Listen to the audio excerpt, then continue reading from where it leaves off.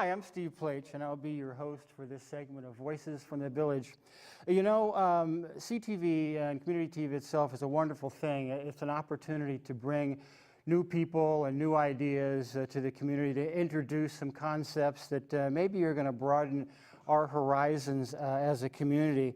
One of the shows that's done this for a long period of time is Voices from the Village. You're watching this evening. We're live for an hour between 7 and 8 o'clock. This program has been on community TV for 18 years. I've been privileged to be a host for the last couple of years, along with my good friend Sandino Gomez. And this is the first show of the year, and I think it's an appropriate time to pause just for a second and recognize two people who have made this possible for such a long period of time. Our producers, Charlie and Betsy Phillips, who I've had the great pleasure to work with over the last couple of years, are really the driving force behind this program, a program that brings to our community the very ideas and personalities that we'll be talking about with our guests this evening.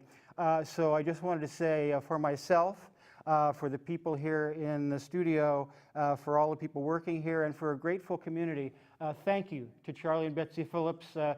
Thank you for everything you were doing and everything you've done. We look forward to another wonderful year of Voices from the Village. And I just wanted to recognize Charlie. Thank you, Charlie. Charlie and Betsy. Well done. Tonight, in that spirit, we have two folks who are the founders of a group called Project Pollinate. It's a very exciting group in town. Project Pollinate, and I'll just read from their brochure just a bit, believes that when people unite, they can affect real change, and that existing systems can only be changed from the bottom up. But joining me this evening, great pleasure to introduce Dennis Etler. Dennis, welcome. Thanks. And Drew Glover. Drew, welcome to the show. Dennis, you've been with us several times on different shows. You've been on Human Rights Here and Now. You've done a couple of shows with me on privacy and surveillance. So welcome back as a veteran. Just kind of reintroduce the community to you, give us a little bit of your background and kind of what you've been doing in the community as an activist and organizer in past years. Okay, well, it's only within the last 4 or 5 years that I've gotten re-engaged in social justice work. I was, and still am, an instructor at Cabrillo College and involved in, other activities. And now that I have more free time, I've reached retirement age and whatnot, so I wanted to get back involved in the community. And I've been involved in a number of organizations locally. I'm on the board of SCORE, Santa Cruz County Coalition to Combat Racism, and also on the board of the UNA, the United Nations Association. I've been active in organizing various activities and rallies and whatnot over the last few years, involved to a certain extent with the Occupy movement, even though I was teaching full time and had just not that much time to devote to that. But now that I have more opportunity to do so, I want to do what I can to help move things forward. Terrific. And Drew, you and I have come to know one another through activism in Santa Cruz. Of course, you've been the organizer for several recent racial and social justice marches and events that really have raised awareness in Santa Cruz about the very serious issues, I think, of social and economic justice that we're all working toward. Introduce yourself as kind of the first time here on Voices, and hopefully not the last. Hopefully you'll be with us many times in the future. Just tell people a little bit about yourself and your background. Yeah, well, I'm 29 now, but I was born and raised here in Santa Cruz. I didn't really get activated into understanding the realities of things that are going on negatively in the world that affect people until I was like 18 when I took my first course in college at Cabrillo.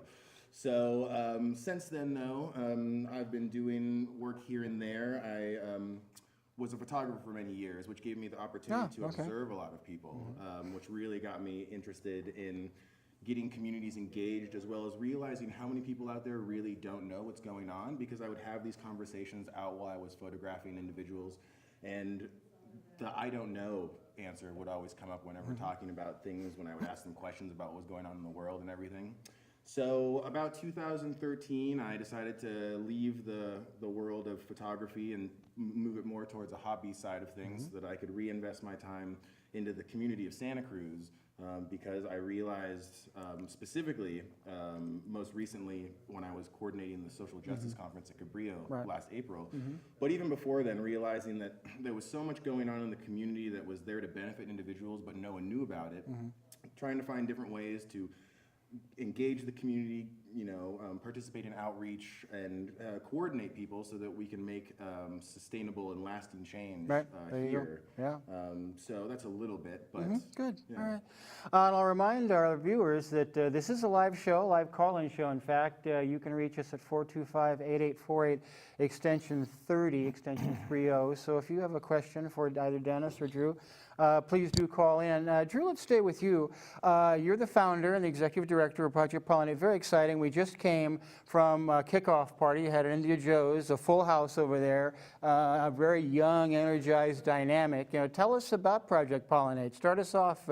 Give us a thumbnail, and we can get into some of the, the many different aspects of it as we go along. But just give us an overview. Yeah, thanks. There's like you said, there's a lot that goes into Project Pollinate itself. The main goal of it, though, is to act as a bridge-building organization, as well as a source of education for the community. Throughout my travels and my experience here in Santa Cruz, I realized that there was a big need for a group that worked to do the outreach and the coordination of the people in Santa Cruz to maximize people's voices. Yeah. So in that respect, we really designed the organization around community education and awareness, but also as a avenue or a tool for other organizations here locally to use so that we can help them to support their causes, as well as to do things to raise awareness about their causes, and also invite the community to get involved with different activities and actions that they may not have known about or believe in. Yeah. And Dennis, you're the chair, of course, in the board of directors, and are intimately involved in the development of this particular project. Tell us about Project Pollinate from your point of view and how you are engaging and moving this forward. Right. Well, excuse me.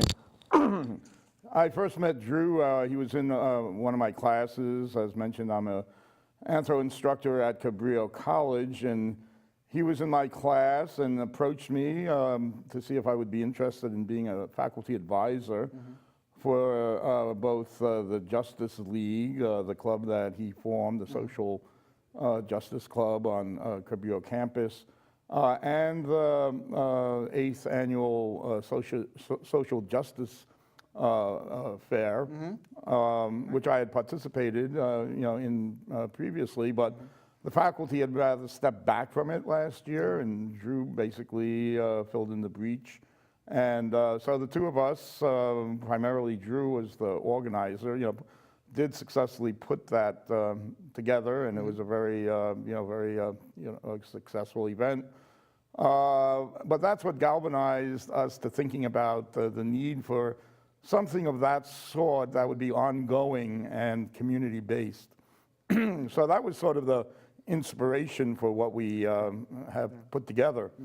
And as Drew mentioned, one of the major aspects is to basically try to bring the diverse group of social, economic, and environmental justice groups together in town. Right. It's always been a concern of mine that there's a lot of activity going on in Santa Cruz around a variety of issues, but people seem to be very fragmented. They're interested in, say, environmental justice, like the anti-GMO movement. Right, or of course, which is the very robust in Santa Cruz. And the 350, .org people. climate change initiative, and there's any number of groups of that sort, but they don't seem to really communicate with one another or coordinate their activities in any way. Right.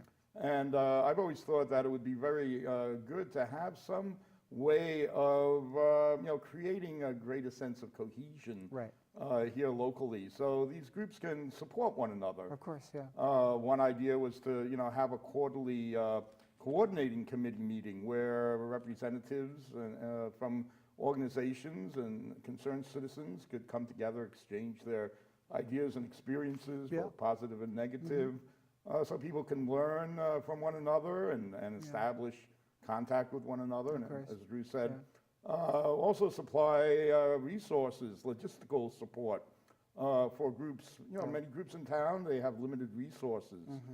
And hopefully we can supply volunteers or other sorts of material support to other groups that just don't have the personnel or expertise that we have access to. And one thing that hasn't been mentioned yet is that we're proposing a set of youth-oriented programs.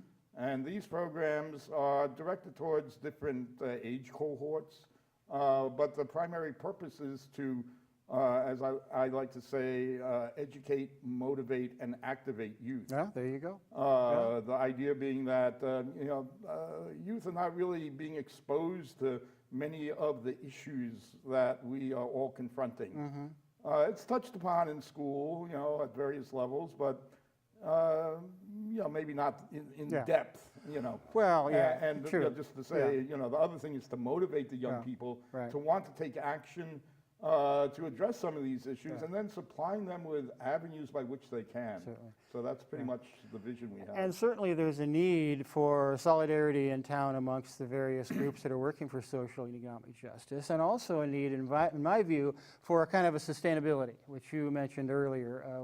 When we had the kickoff party today, one of the things that I wanted to impress upon the young demographic there was that was a great first day, a great first meeting, but you have to have that kind of a thing every day. You have to move forward every day and really make that kind of a cohesive strategy where you're all kind of engaged. I did want to mention before we move further into kind of the various programs, the Social Justice Conference, which is wonderful. I was involved for the ACLU, I think last year and perhaps the year before. Dennis certainly with SCORE was there, but make sure that the audience knows that that's coming up in April, but tell us a little bit about that so we get a shout out for that and then we can move on. Yeah, absolutely. Well, the Social Justice Conference at Cabrillo is an annual thing. This last one was the 8th, and this one coming up, which is scheduled for the end of April, will be the 9th consecutive Social Justice Good for you, Conference. yeah. And what it does is it gives the students a chance to understand what's going on in the community. It gives the organizations a chance to come out and inform the student body about the activities that are going on and the volunteer opportunities that are available to them. But most importantly, though, we have workshops and discussion forums. So people can come and listen to a speaker or a panel of speakers talk about certain issues that are important to them or that they're focusing on, but also gives them the opportunity to discuss amongst themselves and other people there their own thoughts and feelings, discuss opinions that they may agree or disagree with, which I think always makes the best discussion. Of course. And just overall have a really positive time. I know a lot of people this last year said that they hadn't been, because traditionally in the past, when you think social justice conference, you think people sitting in rooms and listening to speakers and then breaking for coffee and then coming back together, which is great if you're if you're in a social justice or you're someone from a generation that prefers it a little slower. But what I realized, especially with my work doing photography and event production previously to this, was that we needed to find something that would bring different demographics out to engage them and entertain them while educating them at the same time. So I kind of changed the model up a little bit and made it so that instead of it just being workshops and speakers, we have an array of different activities for people to take part in, from the workshops to the discussion panels. We also have a music stage where we have musicians and artists come and speak. We have poets and spoken word artists come, and we also have dancers and performers that represent different cultural aspects of the community and stuff, just to come and make sure that everyone gets a really diverse picture of what's going on in Santa Cruz, but at the same time expose them to different things they may not have access to. Right. And it's If always, I may interject a little bit. The idea of incorporating culture into progressive movements for social, economic, and environmental justice, I think is an idea whose time has come. Culture is instrumental in motivating people to get more engaged. So I think it's really important that that aspect of the work is emphasized and developed to a greater extent than it has been. yeah. And the other benefit to the Justice Conference too, as you may have heard from some of the people that were at the kickoff party tonight, which I want to take a second and say thank you to India Joe. Absolutely, shout out to India Joe. If anyone gets a chance, fantastic Indian food, Yep. and for him to open up his space on the day that they're closed for us to have our kickoff dinner day. was Yeah. beyond You're amazing. here. But some of the people there are students at Cabrillo, who I either met through social justice classes and stuff like that, but there are students that don't know what's going on, and having the ability to go to this conference where there's all of the kind activates them and gets them really engaged and excited, which is a lot of the people, or some of the people that are involved with the program we have right now. And it's something that I noticed being at the social justice conference last year was the younger demographic, the infusion of that kind of younger energy. I think there are some groups around town who do this better than others. Food Not Bombs has a younger demographic. They've been able to incorporate young people, but it's always been of some concern to me why we haven't really been able to galvanize the youth and energy that's at UCSC or is at Cabrillo. Dennis, you saw what the youth and energy at Cabrillo can do firsthand as a professor there. You know, your experience with that. And that's the kind of thing I think that you really have to bring into any kind of a social and economic justice movement to really make it happen. Well, that's really one of our goals. What we find is that, or at least in my discussions with members of various groups in town that have a, sort of a older membership, is that they're really concerned that, younger people aren't stepping up, Right. To take on, the duties and responsibilities that are needed to sustain these organizations into the future. Right. I mean, if you don't replenish, the membership with young blood, Right. it's obviously going to wither on the vine. And also, being at Cabrillo, there's a lot of people, younger people, who really do want to learn from their elders. They want to find out more about Right. the struggles, that were engaged in the 60s and 70s, or Of course. even further back, in time. So there's sort of a thirst for developing that type of connectivity between the younger and the older on both sides of the ledger. Of course. And that's another aspect of Project Pollinate, is to build the bridges to allow the younger members of our population to connect with the older people who have the experience, and the younger set has the energy, and it's really important to bring the two together. Yeah, and I think reading this very comprehensive syllabus that you have for your various programs, it's fascinating to see the kind of engagement you have across the spectrum.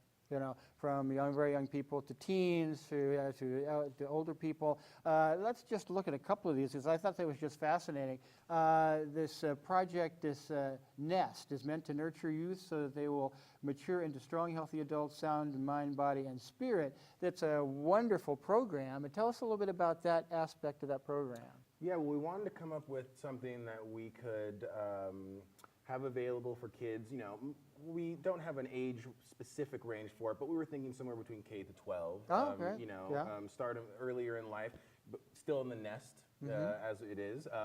Just so everyone knows, NEST stands for Nutrition, Exercise, Scholastics, and Technology. Yes, indeed. And so It's wonderful. Fun acronyms. Yeah. So the goal with that and the purpose behind it is to get kids at a young age starting to think about nutrition, starting to think about sustainable, positive exercise habits, Right. so that they can feel good about themselves, they can be healthy, they don't have to worry about health complications moving forward in life.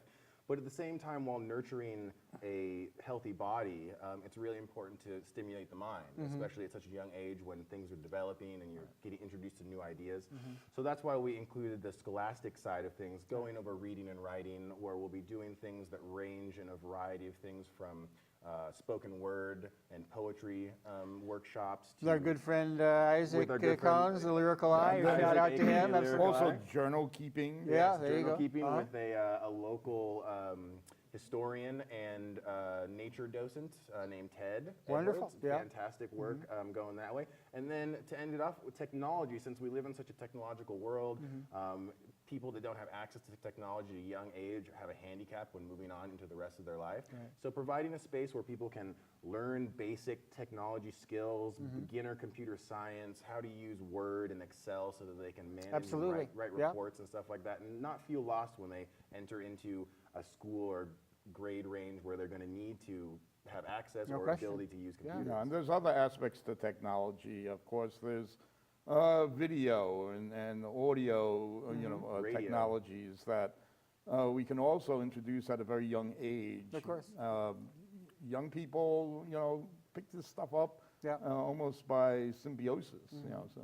Well, and That's not it's the right interesting, word, but- case in point, as we were just getting ready for the show, Brian T. Schulman, who does BTS Present show here on CTV, his 3 kids are here, and they just love, you know, being around the technology. Yeah. You know, they're naturals for the Yeah, I camera, meant to say naturals for the osmosis, naturals for the technical aspect of it, naturals to understand the reach that it can have as they begin to develop and understand how it can help them as they move through their life. So that's wonderful. Now, how are you going to be able to, how are you looking to recruit people to actually form the programs themselves? There must be some kind of structure to that. Yeah, well, from the kickoff party that that we were all at tonight, Right. there were a lot of individuals there with the different skill sets, like Isaac and other ones that are really motivated and interested to build these curriculums and get the kids going and everything. To get more people involved with the programs, of course, we're going to be doing outreach.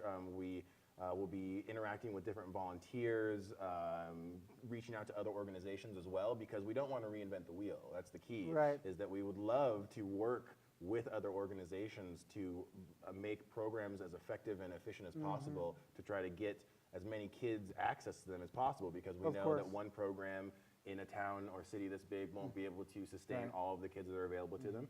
So, you know, trying to work together and make them as well-staffed and comprehensive as possible. And Dennis, of course, with your experience as a teacher, you know, you are a teacher of folks, you know, so you know Yeah, something most about definitely. that. Yeah. Dennis is a fantastic teacher and a PhD, by the way, and Yeah. also Ted Edwards, the gentleman I was talking about, that's going to be working on the journaling. He is a retired history teacher and educator here in Santa Cruz, and also writes historian novels and stuff about you know, World War II veterans and all that kind of stuff, and is amazing with the nature walks and all that logistics with being able to teach kids about nature and stuff. So a lot of knowledge with the group. And I think it's now needed in Santa Cruz more than ever. I think even were Free School Santa Cruz still in existence, and it is, of course, now the late lamented Free School, where they really did a marvelous job in opening up people's opportunities and vistas to learn things, to become engaged, to do things in the community, to have the docents, the nature walks, things like that. It's fortunate for us in Santa Cruz that Project Pollinate is here now, looking to establish a template, a model that's going to really kind of try to explore some of that kind of teaching and community engagement. I see another here. We'll look at another program that you have. This is LEAF. Language, Entrepreneurship, Activism, and Financial. Says LEAF aims to invest teens with the necessary skills to become self-sufficient, community-oriented adults. It said it's important to develop lifelong skills and attitudes early on so they can set the tone for one's transition to young adulthood. A wonderful mission statement for that. Thank you. Yeah, absolutely. It's definitely something that we know needs to be addressed, especially with teenagers and adolescents that are moving into adulthood. You know, something that I really you know, going back to education and schools here locally, public schools, the language, like I, for example, took Spanish for 4 years during high school, and I Que bueno. barely understand Spanish now, but it was because it wasn't instilled in me from a really early age to really appreciate what knowing another language will do, and the kind of advantages it'll give you as an individual to be able to communicate with people outside of your birth language or whatever. Of course. So definitely think that language and expanding that knowledge for kids is really important to be able to open up that communication with people.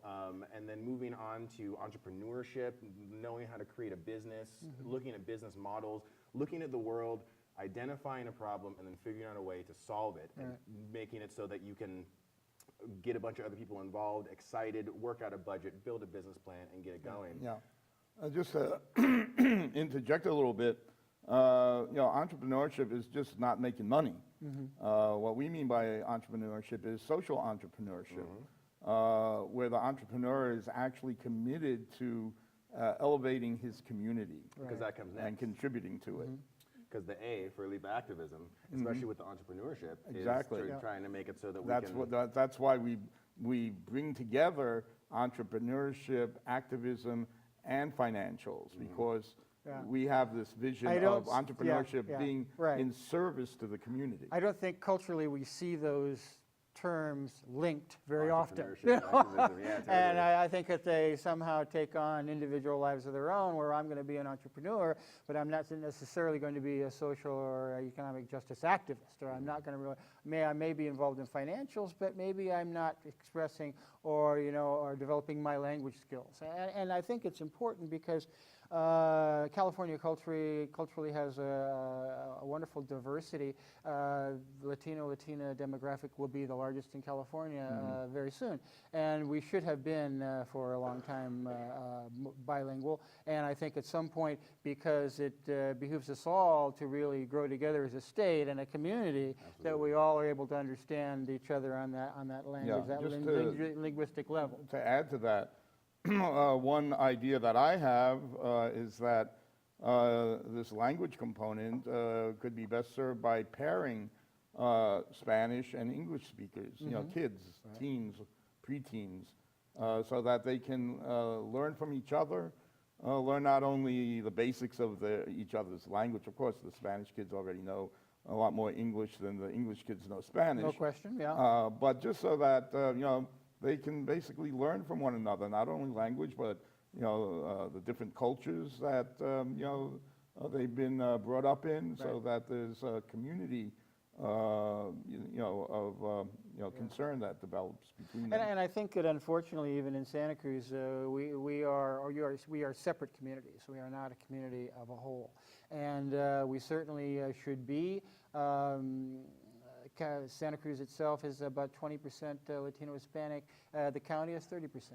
So there is that kind of community that exists separate and apart from one another. That I think is something that you folks are really looking at and saying, how can we become a community of one? How can we become a community that moves together? And by a as community of one, we don't mean that people lose their cultural identity. Of course not. Yeah. The idea is that they share in their cultural identities. Yeah. Because that's one of our main kind of pushes, especially with getting people together with these conversations and learning from each other, is that when you interact with someone and talk to them and spend time with them, it gives you more of an ability to know compassion and empathy for them. So you can kind of brush off these preconceived notions and stereotypes of people that you may or may not know just based on mass media or that one experience you had with someone that you had a negative one with.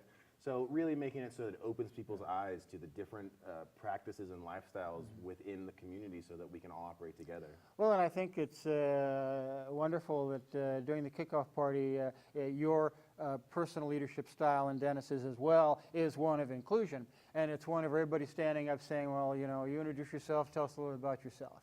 So I stood up and I can tell them a little bit about myself. But everybody that was there, regardless of their reluctance to do so, if they had such, would stand up and say, I'm this man, I do this, that, and the other thing. That's the kind of thing that starts to break down those barriers you're talking about. That's the kind of thing that starts building community. And it was very evident at that one gathering, what the template, what the model of that was going to be, and I think it would be very successful. And let me move on to another one. This is wonderful acronyms you have for all these various programs, marvelously inventive. This one is EARTH. It's Environment, Art, Recreation, Thoughtfulness, and Holistics. His Project EARTH is to engage young folks young adults in activities that build both self-worth and community involvement. Environmental awareness is a prerequisite for responsible local, national, and global citizenship in the 21st century. Wonderful mission. Thank you. And that is really something that we need. We live next door to the Monterey Bay National Marine Sanctuary. I myself has been a sanctuary steward with Save Our Shores for 5 years. I understand, what that stewardship means to the community, to me individually, and to our community of people who live here. So I think that's a terrific program. Tell us more about that. Yeah, well, while NEST has to do with early education and all of that, and then we move into LEAF, which is more the business / language communication side of things.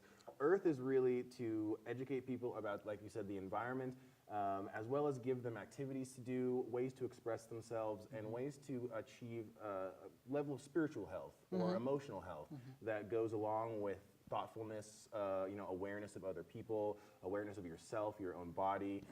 That includes things from on the environment side of things, nature walks, plant identification, a bunch of different activities out in the woods to educate people about the environment that we live in and how beneficial or how much of a benefit we have and how lucky we are to live 15 minutes from the redwoods to the ocean and all of these different ecosystems that are operating within each other.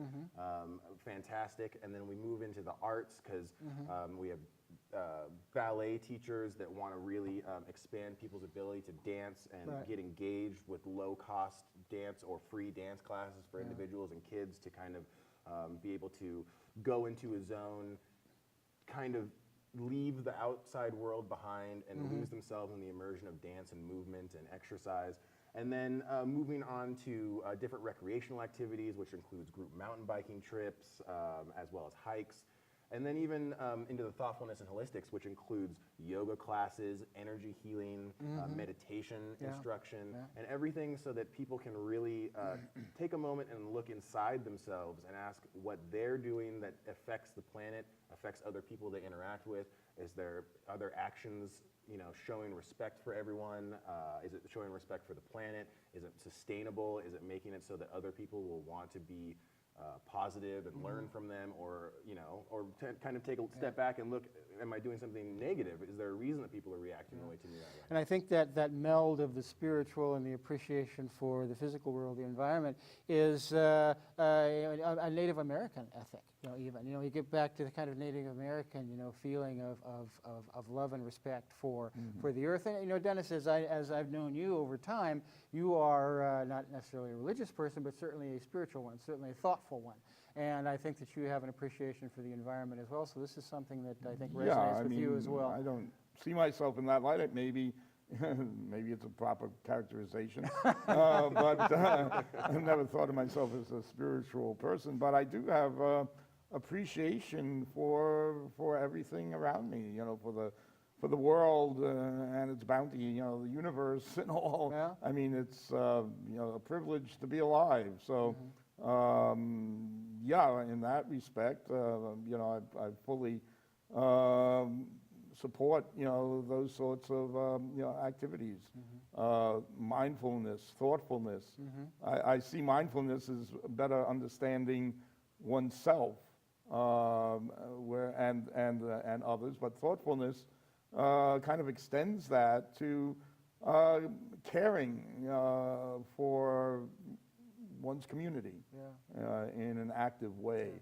Mindfulness seems to be more inner-directed, while thoughtfulness, I think, is outer-directed. Well, let me ask you this while we're on this subject. You are certainly a scholar on China, and I think that you understand the Chinese mindfulness and the Chinese spirituality, if you will, and the Chinese society itself, as well as anybody certainly that I have ever talked to.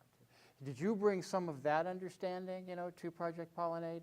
Some of the things that you've learned as a scholar of Chinese culture to this? Oh yeah, most definitely. A lot of my thinking is inspired by not only traditional Chinese culture, but the vast transformation that's occurring today in China.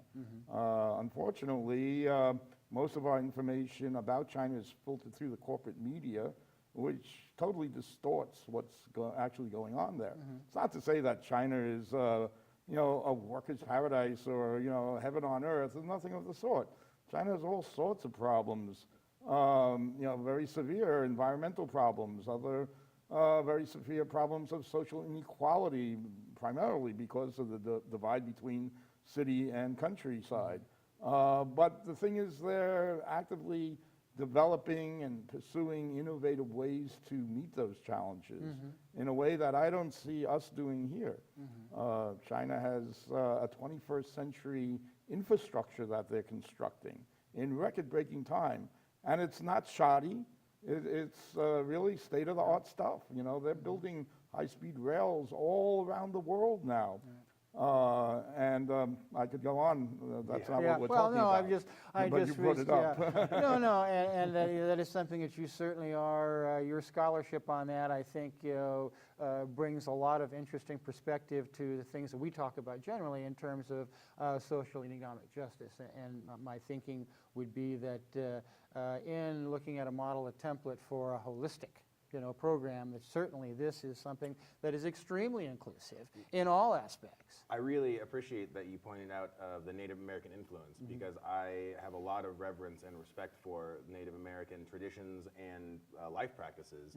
I spent some time out in Tahoe by the Yuba River on a beautiful piece of land called Stone Bear for about 2 months, and had a chance to be a part of some really beautiful spiritual gatherings and spiritual circles where we, praised the earth and for all of its bounties and everything. But we also practiced a really respectful, sustainable lifestyle there, and it was a community where communication was key. It was a council of individuals making decisions, shared thoughts, and people giving voices to people who they agree with, so that there's no power struggle, essentially, because your power is based on the amount of voices that you have and stuff like that. So definitely that played into a lot of the idea of trying to meld spiritual and environmental awareness. Because if you don't respect the earth, it's really hard to think about your spiritual connection to it, and vice versa. You could really love the earth but feel completely disconnected because you don't understand your place in it spiritually or physically, or the fact about stardust and how we're all made of stardust. Right, there you go. All the same stuff. So it's a pretty interesting approach, and I'm really looking forward to working with the energy healers, the meditation specialists, the yoga instructors, and the dance. Just everything within that, especially that program specifically. I think will have a lot of really beneficial outcomes for a lot of kids and adults here in Santa Cruz. Well, and I think it's appropriate that you decided to have your kickoff party there at India Joe's, which is right adjacent to the 418 project, and they do a lot of the interpretive dance and the yoga and that kind of spiritual movement kind of thing, which I think is wonderful. Now, we've talked a lot about youth, and youth must be served, certainly, but the last final project program that I see in here is called Honey. Yes, because Said, honey never spoils. Yeah, honoring older neighbors, eternal youth. The project Honey is meant to reconnect elders with emerging generations within the community. We live in a society and culture which has fragmented, atomized, and separated us from one another. In traditional societies, the young and the old are bound together in a social nexus. Dennis, you want to tell us a little bit about that? Just exactly. Actually, those are my words. No, there you go. And how appropriate it is that you can interpret them for But us. no, I mean, again, going back to my experience with China, but it's not specific to China. It's specific to many traditional societies and ethnicities where there is a really profound connection between the young and the old. There's the young respect the old, and the old nurture the young, and that's the way it should be. But that's totally broken down in our society, where the youth are basically rootless because they've lost their connection to the community, and the old are basically marginalized. Their wisdom is scorned, and their knowledge is neglected. And the youth, not having access to any of that, are distracted into hedonism and other dysfunctional types of behavior. So reconnecting, the young with the old is a really essential aspect of building a healthy, vibrant community. Drew, your thoughts about that? Yeah, again, pulling back to Native American influence and everything, elder wisdom circles. We definitely, one of our goals with the program is to get groups of senior citizens here in Santa Cruz to pair up with a group of youth here in Santa Cruz, and have the youth teach the elders about new technology and different ways they can use smartphones and computers so that they feel confident about doing those kinds of things. Right. And then at the same time, having the elders talk to the youth, listen to their problems, give them advice into from their own personal experiences, and also just to create this cross-pollination, caring group of everything, spreading new ideas with the old, and then hopefully, with those two pools of knowledge, you could say, coming up with new, innovative, creative ideas built off of pre-existing success, but with a new spin on it because of the age difference or the different viewpoint that may come from it. And Dennis? Yeah, just another way of looking at that is developing an ethos in which the young serve the old and the old mentor the young. And I think that's a point well taken. When we are trying to get the word out for various social economic justice events and rallies and whatnot, the only way that we can reach the older generation activists in Santa Cruz is by email. And the only way we can reach the younger generation activists in Santa Cruz is by Facebook. And there seems to be no, melding of the ways because because they seem to not either take advantage of it, are resistant to the technology, don't think that it's something they feel like they want to learn or is going to benefit or enrich their lives, or whatever it is. But you really need to kind of have a veneration for the old, but yet the respect for the young, and have them together doing these projects. And we noticed today, again, at the wonderful kickoff party, Pat Arnold was there. Pat nearing 90 or nearing 90. Almost 90. And she was there as young and as vibrant and as engaged as any of the young people there. And if that is the model and the template, that you want to inspire amongst folks, then I think that's you're moving in the right direction. So I know that a while back you had talked about a couple of different events that were leading up to the Social Justice Conference. Is something you can share with our viewers to kind of let them know what kind of continuity is moving through all of this in terms of events and whatnot? Yeah, absolutely. Well, this coming up in February, we're going to be putting together a discussion forum led by Professor Etler here about different forms of democracy, as well as democracy versus corporate oligarchies. And they say that democracy is the very worst form of government, except for all the others. Let me, no. Let me interject. Okay. Here we go. Brother. We have the mistaken notion in this country that democracy equates with what we have in this country. That democracy is basically electoral, representative democracy, and nothing else fits the term. Well, there's all sorts of models of democracy. We're familiar with participatory democracy, like what was practiced, say, in the 60s or with the Occupy movement and whatnot. But there's what's known as consultative democracy. There's monitory democracy. Not monetary, but monitory, where monitoring democracy, using the internet and other, modern forms of technology to basically give people a voice. And deliberative democracy. Now, I'm not going to go into describing what all these are. That's what that's why you're going to come to the forum.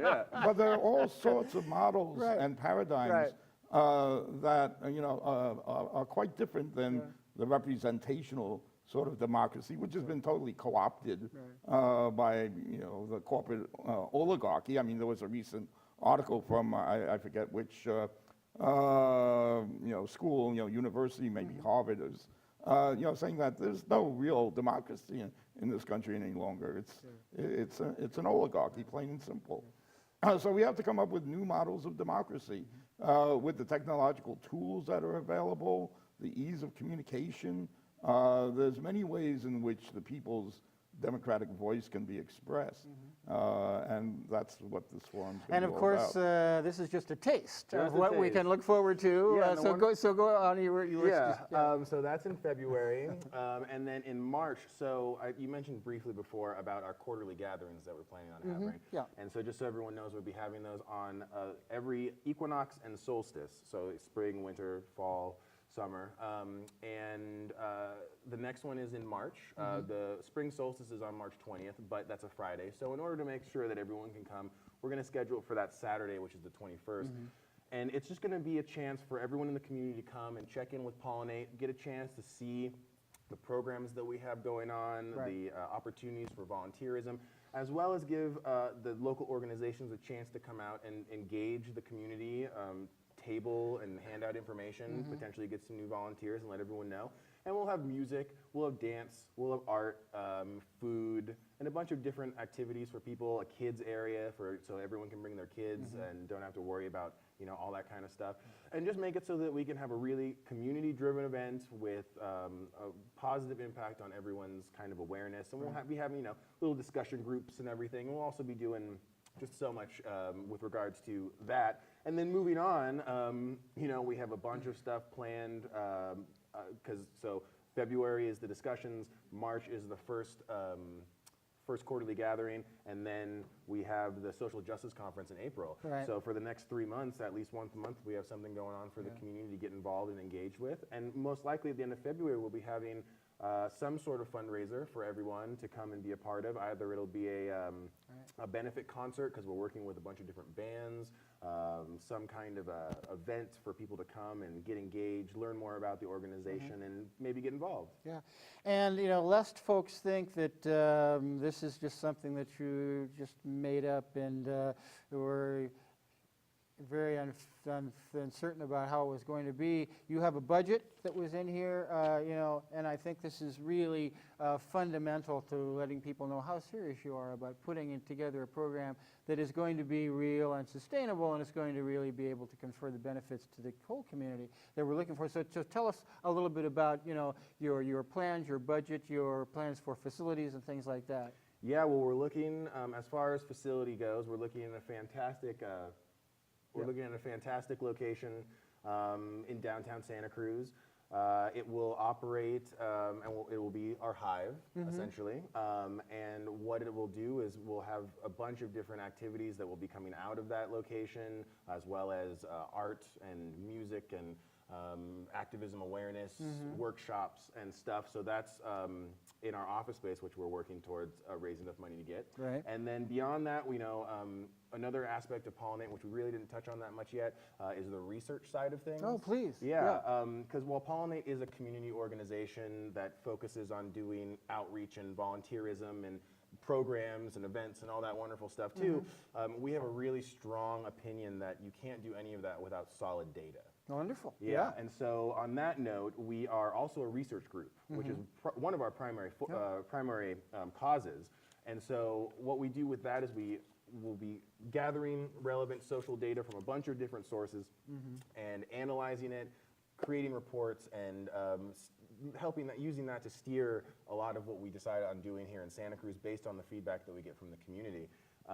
So in order to do that, we have a budget set aside for our research, of course, that requires getting tablets, wireless internet access, database servers, all that kind of stuff. So we have about an $8,000 budget for that in our budget. And it just continues with all of the other things that go into creating the organization. Right now, we're looking at about an annual budget of about $57,000. And that's with no staffing costs, so no one's getting You'll paid. be certainly writing grants and Well, yeah, absolutely. doing that kind of We're thing. submitting grants. Actually, this week we're submitting a couple of different grants to Good. some different Excellent. organizations and foundations, which should be really good. And we feel like just because of the model, the recommendations that we have from leaders in the community, as well as just the need for this service, that we will, we're hoping, we have our fingers crossed that we're going to get as much grant money as possible so that we can supplement it and then fill in the rest with our fundraising. Dennis? One thing that we really haven't touched upon is the type of activity that we have engaged in with the community. And we've really been engaged in a number of ways. One has been to identify problems and issues that have been neglected by other agencies, or just they don't know about it. Right. For instance, the dental hygiene program at Cabrillo. Now, this program is a godsend for many, many people, particularly women.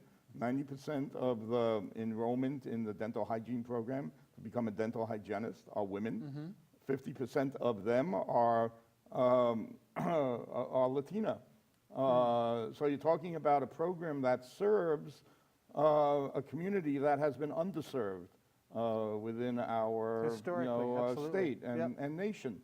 Dental hygienists make a very good living. And the program at Cabrillo is extremely well regarded. 95% of those who go through the program and graduate are placed in very remunerative jobs that average $80,000 a year.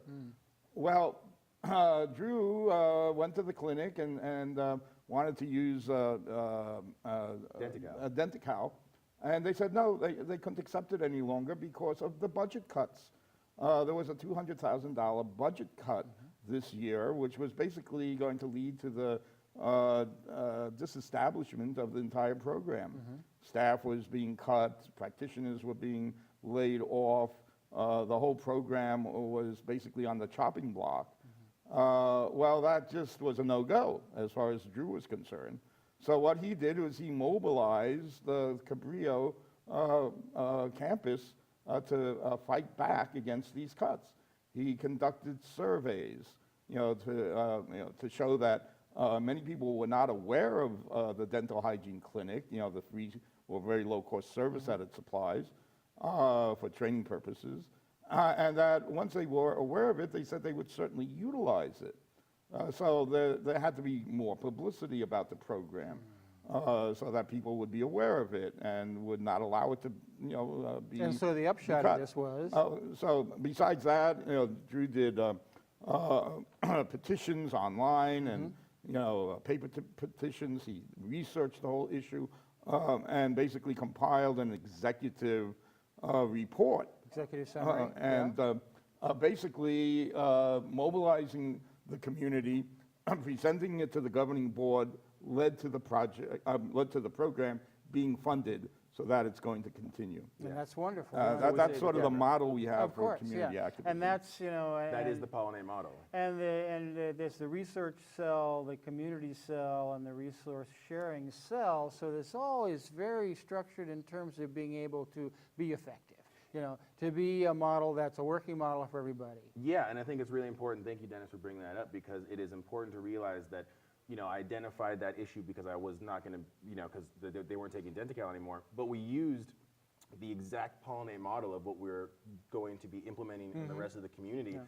And from that outreach, from the awareness that was raised from it, they were able to find someone that donated $100,000 to the program, which made it so that no cuts had to happen, and it gave the teachers and foundations another year to find it out. So if anyone wants to get in touch with us or has any ideas or fantastic things, you can totally get a hold of us at projectpollinate.org. Yes, You indeed. can send us an email at contact@projectpollinate.org, or if you're on Facebook, you can go to Project Pollinate SC at Facebook. So And I have liked the facebook.com/Project Facebook page myself, so that's wonderful. No, I really wanted to mention that and had forgotten to do exactly that, to talk about the dental program that you were so instrumental in refunding after it had been partially defunded. I have at a least, beautiful letter of recommendation from the head of that program for funding. But it is a real-world example of, as Dennis is saying, to identify issues that may have not been captured anybody's attention or imagination,